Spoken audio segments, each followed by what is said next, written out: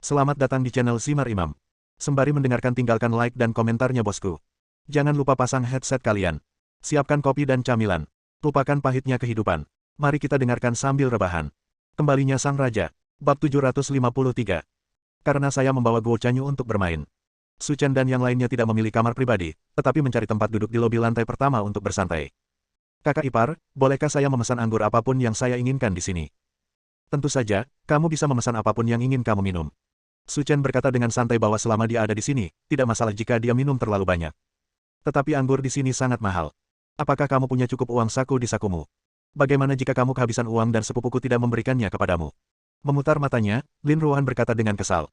Saya bukan pembantu rumah tangga, bagaimana saya bisa mengontrol uang sepupu ipar Anda? Tapi ini adalah sifat wanita. Mereka dilahirkan dengan keinginan untuk mengontrol, kata Guo Chanyu serius. Oke, kamu pesan sesuatu dulu. Silakan pesan apapun yang kamu mau. Sepupu iparmu tidak bisa makan cukup. Hehe, kalau begitu aku tidak diterima. Guo Chanyu, yang fasih, memesan banyak hal. Tapi melihat apa yang dia pesan, Su Chen tahu bahwa dia mungkin bukan pengunjung tetap di bar, dan mungkin hanya di sini untuk bersenang-senang. Karena beberapa minuman sebenarnya tidak begitu enak dan hanya digunakan untuk menipu uang. Jika Anda pelanggan tetap, Anda tidak akan pernah memesan minuman tersebut. Tapi Su Chen tidak peduli. Apalagi anggurnya, bahkan jika dia membeli seluruh batangnya, harganya tidak akan mahal. Ketika rekening akhirnya dilunasi, lebih dari 200.000 yuan dibagikan sekaligus. Tapi ini hanya setetes air untuk ketiga orang ini, dan tidak ada yang peduli. Setelah menyesap koktailnya beberapa kali, Guo Chanyu berjalan ke tengah lantai dansa. Dan sekelompok pria dan wanita muda, berputar-putar dengan liar. Lin Ruohan terus menggelengkan kepalanya. Gadis ini semakin liar. Dia jadi apa? Ini bukan apa-apa, ini normal. Terlepas dari apa yang dikatakan Su Chen, Lin Ruohan masih tidak bisa menerima cara mengurangi stres ini. Menurutnya, mandi air panas dengan nyaman di rumah jauh lebih menyenangkan. Saat ini, beberapa anak muda keluar dari kotak di lantai 2. Beberapa orang terlihat mabuk dan memeluk beberapa wanita dengan rok pendek, seolah bersiap menuju kamar mandi untuk melepaskan ingatannya. Itu sebenarnya mereka. Pemimpin di antara orang-orang ini adalah Jiang Sudong, yang ditemui Su Chen sepanjang hari. Setelah keluar dari bandara, Jiang Sudong tidak langsung pulang, melainkan mendatangi teman-temannya. Keluarga temannya ada di Zonghai, dia memiliki sasana seni bela diri, dan dia memiliki banyak obat ajaib untuk mengobati memar dan luka. Alhasil, wajahnya yang bengkak seperti kepala babi kembali normal hanya dalam beberapa jam. Meski masih terasa nyeri tumpul di perut bagian bawah, namun tidak lagi mengganggu aktivitas normal. Melihat Su Chen duduk di sofa di lantai bawah, wajah Jiang Sudong langsung menjadi jelek, dan bau alkohol banyak menghilang. Kali ini dia kembali dari luar kota dan datang ke sini khusus untuk berpesta, tetapi tanpa diduga, dia bertemu Su Chen. Ada apa?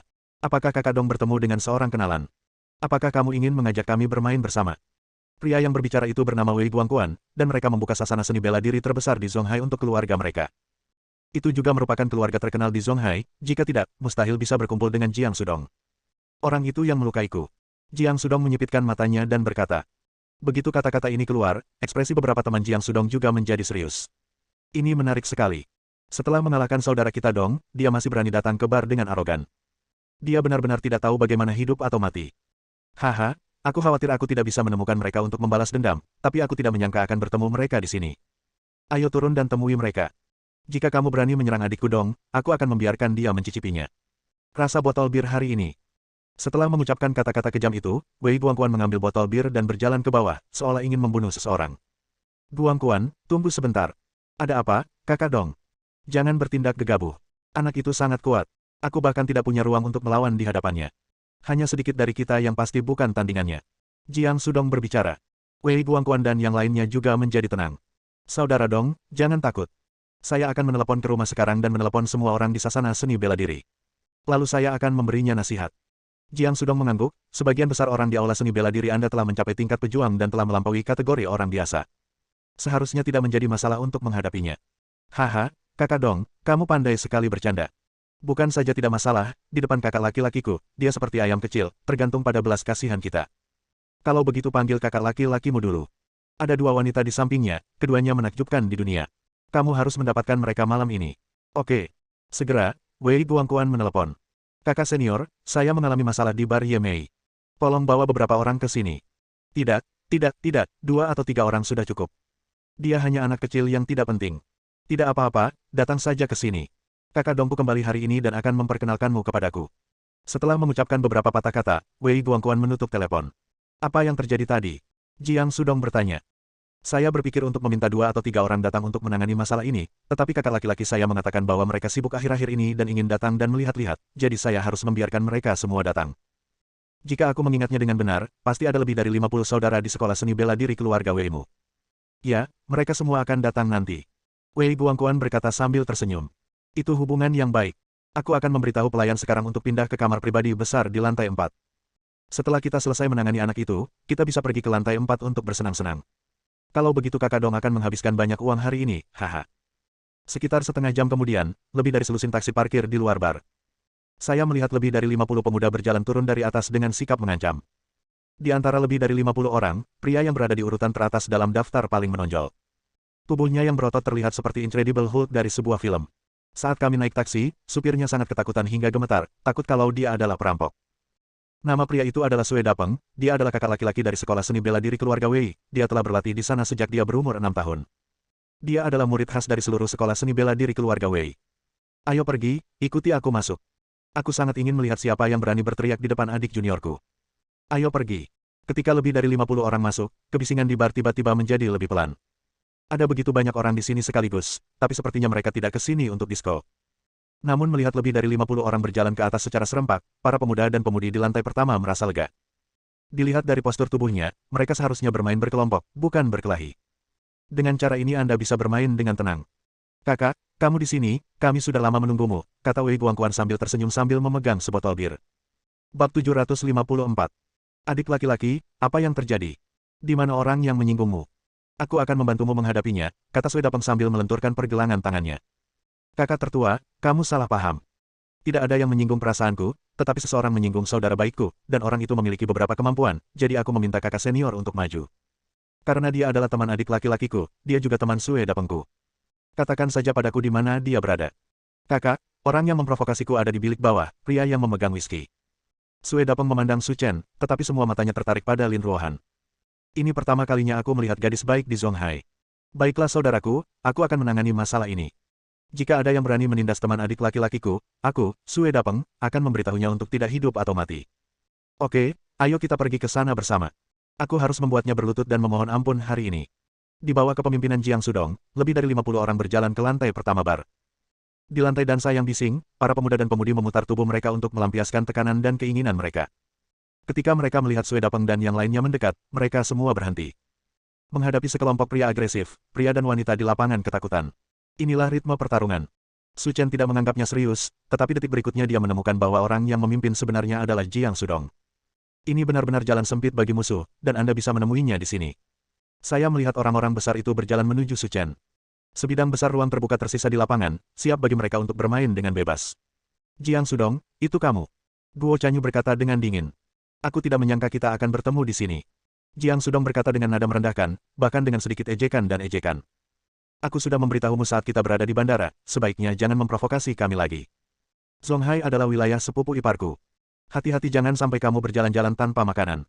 Bar itu hening sejenak, lalu tertawa terbahak-bahak. Zonghai adalah kota metropolitan internasional. Tempat ini penuh dengan keinginan materialistis dan campuran ikan dan naga. Sejauh ini, tidak ada yang berani berdiri dan mengatakan bahwa Zonghai adalah wilayahnya. Anak laki-laki di depanku baru berusia 20-an, dan dia tampak seperti tuan muda yang kuat. Tapi ada orang seperti dia di seluruh Zonghai. Ini agak terlalu keras. Faktanya, reputasi Su Chen terkenal di seluruh wilayah pesisir. Tapi ini hanya terjadi di kalangan kelas atas. Semua taipan bisnis dan keluarga kultivator bela diri dengan status tertentu tahu tentang keberadaan Su Chen. Tapi anak-anak mereka hanya tahu sedikit tentang Su Chen. Jadi ketika Guo Chanyu mengatakan ini, banyak orang yang mengejek dan tidak menganggapnya serius. Nona Guo, saya tahu sepupu ipar Anda sangat berkuasa, tetapi saya tetap ingin memberitahu Anda bahwa ini adalah Zonghai, kota paling makmur di Tiongkok. Ada banyak orang di sini, dan sepupu ipar Anda tidak bisa terprovokasi. Saat berbicara, Jiang Sudong minggir dan membiarkan Sue Dapeng keluar. Izinkan saya memperkenalkan kepada Anda. Ini adalah kakak laki-laki dari sekolah seni bela diri keluarga Wei di Zonghai. Dia sekarang telah mencapai tingkat seniman bela diri eksternal. Dia melampaui keberadaan orang biasa. Selama dia bergerak, sepupu iparmu akan dipukuli. Berlututlah dan mohon ampun. Aku tidak percaya, kata Guo Chanyu dengan bangga, sambil memanfaatkan anggurnya. Nona Guo, karena Anda tidak percaya, bagaimana kalau kita bertaruh? Oke, apa yang kamu pertaruhkan? Kata Guo Chanyu tanpa rasa takut. Sepupu iparnya bahkan bisa membunuh Zhao Tianren di dunia seni bela diri kuno, tapi apa arti Sue Dapeng baginya? Seorang pejuang asing berani mengganggu sepupu iparnya. Ini tidak ada bedanya dengan mencari kematian. Jika suami sepupumu dirobohkan, maka kamu dan sepupumu akan ikut denganku malam ini. Bagaimana menurutmu? Lalu bagaimana jika kamu kalah? Kakak senior Sue telah mencapai level prajurit luar. Apakah menurutmu dia akan kalah? Jiang Sudong tertawa percaya diri, tapi kamu bilang begitu, jadi aku harus bekerja sama. Jika kakak senior Sue kalah, maka kami akan berlutut di sini, bersujud padamu 3 kali, dan menelepon kakek dan bibi 3 kali. Bagaimana menurutmu? Bisa. Guo Chanyu mencubit pinggangnya dan menyetujuinya tanpa berpikir. Ekspresi Lin Ruohan menunjukkan sedikit kebencian, dan dia benar-benar memaksakan diri. Orang-orang di bar menggelengkan kepala ketika mendengar taruhan seperti itu. Wanita ini pasti terlalu banyak mabuk. Pria bernama Sue Dapeng itu sekuat lembu, dan dia juga seorang pejuang yang kuat. Tidak peduli seberapa kuatnya orang biasa, mereka tidak bisa menjadi lawannya. Jika Anda bertaruh dengan mereka, Anda pasti kalah. Aku sangat iri pada mereka. Aku sangat beruntung bisa menangkap mangsa yang begitu cantik malam ini. Alasan utamanya adalah wanita itu terlalu bodoh. Ini jelas merupakan lubang yang mereka gali. Dia sangat kooperatif dan langsung terjun. Jangan khawatir tentang hal semacam ini, saksikan saja keseruannya. Itu memang perlu. Taruhannya sudah dimulai, jadi aku serahkan urusan ini padamu. Tidak masalah. Sue Dapeng menggelengkan kepalanya dan berkata, saya tidak melakukan apapun selama lebih dari sebulan. Saya akan mengoperasinya hari ini untuk meregangkan ototnya. Kakak senior Sue, jika kamu melakukannya nanti, kamu harus bersikap lembut dan jangan membuatnya terlalu berdarah. Ada 2 wanita cantik di sini. Akan buruk jika kamu menakuti mereka. Jiang Sudong berkata sambil tersenyum. Dan matanya sudah menunjukkan keserakahan. Guo Chanyu dan sepupunya sama-sama cantik kelas 1. Terutama sepupunya, yang lebih cantik dari peri di langit. Saya akan diberkati malam ini, kedua saudara perempuan akan bersama, sungguh mengasyikkan hanya dengan memikirkannya. Berdiri dari kerumunan, Sue Dapeng berjalan menuju Su Chen. Apakah kamu siap untuk mati? Aku akan melakukannya. Su Chen perlahan meletakkan cangkirnya dan berkata, datanglah jika kamu sudah siap. Haha, aku benar-benar seorang master yang tidak takut mati. Maka aku akan memberimu warna hari ini agar kamu tahu betapa kuatnya aku, Sue Dapeng. Huhu. Sue Dapeng maju selangkah, dan dengan suara berburu, tinju besarnya menghantam wajah Su Chen. Ada jeritan menusuk di bar, dan para wanita yang menonton sangat ketakutan hingga wajahnya menjadi pucat. Patah. Sebuah suara tajam terdengar, dan Su Chen dengan ringan meraih tangan Sue Dapeng. Dan waktu sepertinya telah berhenti pada saat ini. Tidak peduli seberapa keras Sue Dapeng berusaha, dia tidak dapat membebaskan diri. Detik berikutnya, tangan besar Su Chen tiba-tiba mengerahkan kekuatan dan menarik Sue Dapeng kembali ke sisinya. Menjambak rambut Sue Dapeng, Su Chen membantingnya ke atas meja. Bab 755. Bang! Ah! Terdengar suara teredam, dan wajah Sue Dapeng bersentuhan dengan meja kopi kaca. Tepat pada saat inilah meja kopi kaca itu hancur berkeping-keping. Jeritan yang memekakan telinga itu sangat memilukan dan bisa membuat kulit kepala orang mati rasa, bulu kuduk berdiri, dan merinding di seluruh lantai.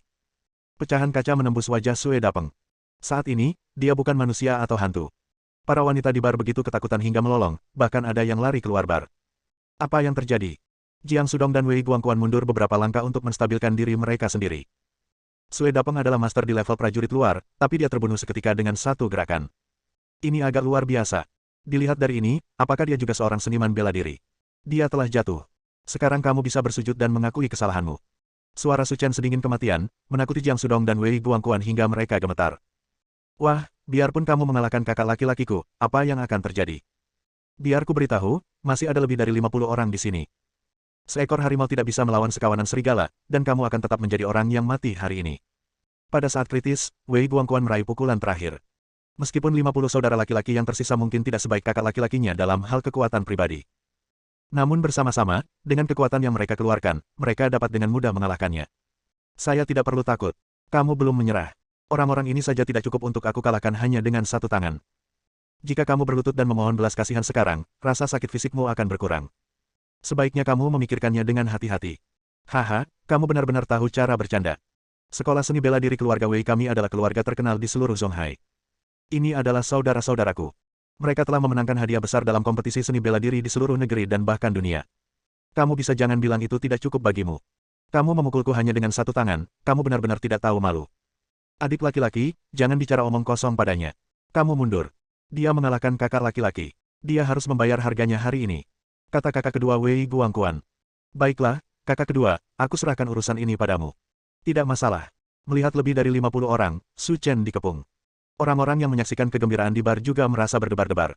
Belum lagi lebih dari 50 orang melakukan tindakan dalam waktu bersamaan, bahkan jika satu orang meludah, dia bisa tenggelam. Tidak peduli seberapa kuat kekuatan pribadinya, jika seekor harimau tidak dapat mengalahkan sekelompok serigala, pada akhirnya dialah yang akan dikalahkan. Saudaraku, ikut aku harus memberinya warna hari ini.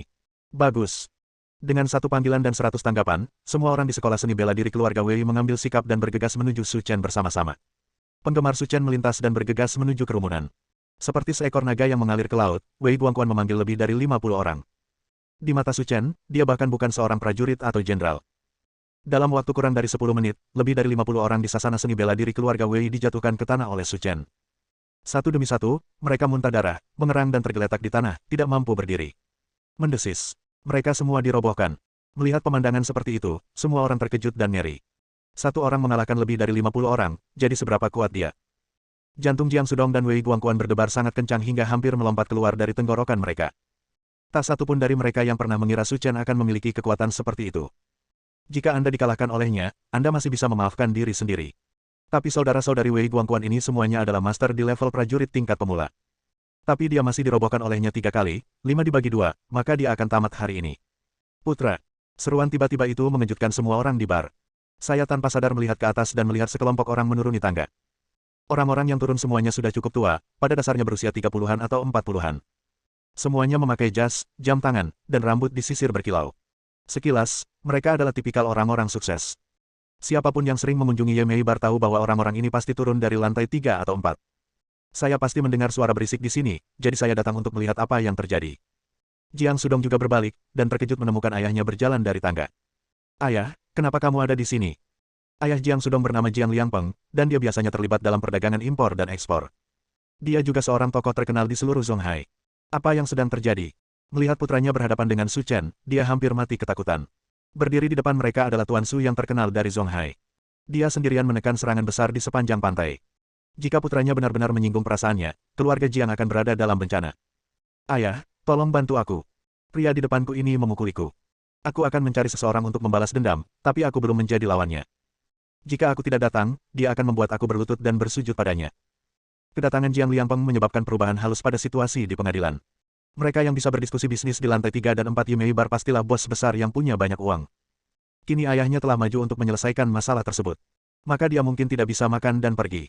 Patah. Jiang Liangpeng menamparkan wajah Jiang Sudong. Yang terakhir dipukuli dengan sangat keras sehingga sebelum mereka dapat memahami apa yang sedang terjadi, mereka melihat ayah mereka berlutut ke arah Su Chen. Anak saya yang menyinggung Anda karena kebutaannya. Saya juga berharap Anda, Tuan, lebih kaya dan tidak peduli padanya. Jiang Liangpeng berkata dengan gemetar, hampir menangis. Jika Tuan Su menolak memaafkan putranya, keluarga Jiang akan menjadi sejarah mulai sekarang. Mendesis. Setiap orang yang melihat pemandangan ini menarik napas. Pihak lain memukuli putranya, tetapi dia sebenarnya berlutut di depan si pembunuh. Logika macam apa ini? Ayah, apa yang kamu lakukan? Mengapa kamu berlutut untuknya? Akulah yang diintimidasi. Sebelum Jiang Liangpeng dapat menjawab, para bos besar yang turun dari lantai 3 dan 4 semuanya berkata serempak. Selamat datang, Tuan Su. Diam. Ada keheningan di ruang bar, dan semua pria dan wanita tercengang. Semua bos besar ini benar-benar tunduk padanya. Dan dia juga memanggilnya Tuan Muda Su, jadi seberapa besar rasa hormat yang harus dia miliki. Jiang Sudong, Wei Guangquan dan yang lainnya merasa seolah-olah ada sesuatu yang meledak di kepala mereka. Dari mana asal orang ini? Kenapa ada begitu banyak energi? Membuat semua bos besar ini menyerah. Tiba-tiba, mereka semua memikirkan sebuah pertanyaan. Sebelumnya, Guo Chanyu berkata bahwa seluruh Zonghai adalah wilayah saudara iparnya. Bukankah ini pernyataan yang besar? Tapi sepupu iparnya benar-benar memiliki Zonghai di sakunya. Bab 756. Memikirkan hal ini, Jiang Sudong dan Wei Guangquan gemetar. Kesalahan besar apa yang telah saya sakiti secara tidak sengaja? Berdebar. Jiang Sudong, Wei Guangquan, dan yang lainnya berlutut tanpa ragu-ragu dan bersujud kepada Su Chen. Kedua bibiku, kami tahu kami salah. Akulah yang pantas mati, akulah yang buta. Ini. Guo Chanyu tercengang. Dia sudah lama tahu bahwa Su Chen bisa mengalahkan orang-orang ini. Tapi saya tidak menyangka begitu sepupu ipar saya muncul di panggung, semua taipan keuangan yang hadir akan tunduk padanya. Ada beberapa dari mereka yang pernah saya lihat di forum keuangan online, dan masing-masing dari mereka adalah bos besar dengan kekayaan bersih puluhan miliar. Dibandingkan dengan keluarga Guo, mereka sama sekali tidak lemah. Tapi sekarang, mereka semua tunduk pada sepupu iparnya. Ini terlalu kuat. Aku akan mengampuni nyawamu kali ini. Jika ada waktu lain, siapkan saja peti mati. Ya, kami tidak akan berani melakukannya lagi lain kali. Jiang Sudong dan Wei Guangquan bersujud beberapa kali lagi sebelum membawa orang-orang mereka dan pergi dengan malu. Ayo pergi, kurasa kita tidak bisa bermain lagi. Su Chen mengangkat bahu dan berkata. Dalam perjalanan pulang, Guo Chanyu menari dengan penuh semangat. Sepupu ipar, kamu terlalu kuat. Berapa banyak kebajikan yang dikumpulkan sepupuku di kehidupan sebelumnya untuk bisa menikahimu. Kamu hanyalah impian 900 juta gadis. Wajah Lin Ruohan penuh dengan garis-garis hitam, kamu harus memperjelas posisimu. Kamu adalah sepupuku, bukan sepupunya. Apa maksudmu aku mengumpulkan kebajikan di kehidupanku sebelumnya? Jelas dialah yang mengumpulkan kebajikan. Sepupu, jangan membuat masalah. Apa kamu tidak tahu betapa hebatnya sepupu iparku? Guo Chanyu berkata dengan serius. Dia telah sepenuhnya membelot ke pihak Su Chen. Lin Ruohan memutar matanya beberapa kali dan kembali ke rumah dengan ekspresi muram di wajahnya. Keesokan paginya, matahari bersinar terang. Su Chen sedang mandi di kamar mandi, sementara Lin Ruohan dan Guo Chanyu sedang mengemasi barang-barang mereka di kamar pas, memeriksa apakah mereka lupa sesuatu, dan bersiap berangkat ke Pulau Hong Kong bersama-sama. Bip bip bip. Klakson mobil berbunyi, lalu Jian Yuan masuk dari luar. Sekelompok motif bunga putih dan hijau, dengan kacamata hitam menempel di pangkal hidung anggunnya, sangat cocok dengan perjalanan ini. Hei, Chanyu ada di sini. Melihat Guo Chanyu, Jian Yuan menyapanya dengan senyuman. Karena hubungannya dengan Lin Ruohan, dia telah bertemu Guo Chanyu beberapa kali dan memiliki hubungan yang sangat baik dengannya. Saudari Yuan Yuan, aku sudah lama menunggumu. Saat kita pergi ke Pulau Hong Kong kali ini, kita mungkin harus bermain bersama. Mereka berdua mungkin tidak punya waktu untuk berbicara denganku. Melihat Jian Yuan, Guo Chanyu berkata dengan rasa kasihan pada dirinya sendiri. Menurutku begitu, tapi itu tidak masalah. Kakakku akan menghadiri upacara penutupan festival film. Kalau begitu, kamu bisa pergi bersamaku dan memperkenalkan beberapa pria tampan kepadamu. Saudari Yuan Yuan masih memahamiku. Pinggang Lin Ruohan bergetar hebat karena marah. Jika kedua orang ini bertabrakan, cepat atau lambat mereka akan membuat diri mereka marah sampai mati. Sekitar setengah jam, rombongan beranggotakan 4 orang siap berangkat. Su Chen tiba di bandara bersama 3 wanita. Perpaduan antara pria tampan dan wanita cantik langsung menarik perhatian semua orang. Bahkan banyak orang yang ingin memulai percakapan, namun kebanyakan orang tidak memiliki keberanian. Mereka semua sadar diri dan tahu bahwa wanita seperti itu bukanlah sesuatu yang bisa mereka dapatkan. Bahkan jika mereka pergi ke gedung itu, mereka akan menemui banyak masalah. Tuan Guo, lihat betapa baiknya ketiga wanita di sana. Apakah Anda ingin mencobanya? Di ruang tunggu bandara, seorang pemuda yang mengenakan kaos Super Mi berkata. Dan di sampingnya, ada seorang rekan yang memakai jam tangan Blackwater Ghost. Sejak Su Chen dan ketiga wanita itu masuk, matanya terus tertuju pada Lin Ruohan. Sudah lama sekali aku tidak melihat wanita energis seperti itu. Jika aku tidak maju dan memulai percakapan, bukankah itu akan menghina reputasiku? Aku tahu kamu tidak akan ketinggalan jika hal seperti ini terjadi. Haha, tunggu aku di sini. Aku akan menghubungkannya kembali dalam 5 menit. Di sisi lain, Su Chen dan yang lainnya sedang berjalan menuju gerbang keberangkatan. Ruohan, penerbangan mana yang kamu pesan? Tanya Jian Yuan. Mendengar pertanyaan itu, Lin Ruohan menjadi sangat arogan dan meraih lengan Su Chen. Hari ini, aku, Saudara Chen, akan menunjukkan kepadamu dunia. Jangan membuat keributan untuk sementara waktu. Jian Yuan memutar matanya dengan menawan. Bukankah hanya naik pesawat untuk melihat dunia? Saudaraku Chen akan mengantarmu dengan jet pribadi hari ini, Gulfstream G650. Setahu saya, Gulfstream G650 adalah jet pribadi termewah di dunia, dengan harga lebih dari 500 jutaan, kata Jian Yuan heran. Meskipun dia sekarang adalah wanita yang sangat kaya, dia belum menghabiskan banyak uang untuk membeli jet pribadi Gulfstream G650. Tentu saja. Saudara Chen membelikanku jet pribadi ketika dia melihat aku naik pesawat komersial dan terlalu lelah karena perjalanan bisnis. Tidakkah kamu merasa iri? Lin Ruohan berkata dengan sangat percaya diri. Padahal, Gulfstream G650 ini dibeli mereka berdua di rumah saat tidak ada pekerjaan. Karena alasan lain selain lebih cepat dari pesawat komersial, saya membelinya untuk bersenang-senang. Alasan mengapa Lin Ruohan mengatakan ini hanya untuk menggodanya, tidak ada yang lain. Jika kamu terus bersikap sombong, saudaramu Chen akan menceraikanmu suatu hari nanti, dan kemudian aku, nyonyanya, akan dapat mengambil alih. Luan Luo, kamu berpikir lebih baik, kamu harus menyelesaikan urusan Long Yuanmu terlebih dahulu. Cih, aku akan memintanya membelikannya untukku suatu hari nanti. Setelah mengobrol sebentar, mereka berempat melewati gerbang keberangkatan dan berjalan menuju lorong bisnis. Di sisi lain, pria bernama Guo berjalan kembali ke tempat duduknya. Tuan Guo, apa yang terjadi? Bukankah Anda mengatakan bahwa Anda bisa merawat wanita itu dalam waktu 5 menit? Sekarang mereka semua sudah pergi, mengapa Anda kembali sendiri? Sungguh kacau. Pacarnya adalah orang kaya. Dia baru saja membeli jet pribadi Gulfstream G650. Sedikit uang yang dimiliki keluarga kami tidak cukup untuk bahan bakar orang lain. China Shipping tidak jauh dari Pulau Hong Kong, dan beberapa di antaranya menggunakan pesawat pribadi, sehingga mereka tiba di Bandara Internasional Pulau Hong Kong dalam waktu kurang dari 2 jam. Meski juga merupakan kota maju, Pulau Hong Kong memberikan perasaan yang sangat berbeda dengan China di luar negeri. Ada banyak adat istiadat dan adat istiadat di sini yang belum pernah terjadi sebelumnya di Zhonghai. Dan Anda dapat melihat budaya asing yang menakjubkan di mana-mana di jalanan dan gang. Tentu saja, ini bukanlah hal yang paling dihargai oleh ketiga wanita tersebut. Di seluruh dunia, Pulau Hong Kong adalah ibu kota perbelanjaan yang terkenal. Wajar jika sesampainya di sini Anda ingin mengeluarkan banyak uang. Berbeda dengan ketiga wanita tersebut, Su Chen fokus pada masalah lain. Karena letaknya di laut, aura di Pulau Hong Kong ini jauh lebih kaya dibandingkan di pedalaman. Oleh karena itu, tingkat keseluruhan pembudidaya seni bela diri di sini lebih kuat daripada di Zonghai dan bahkan sebagian besar kota pedalaman.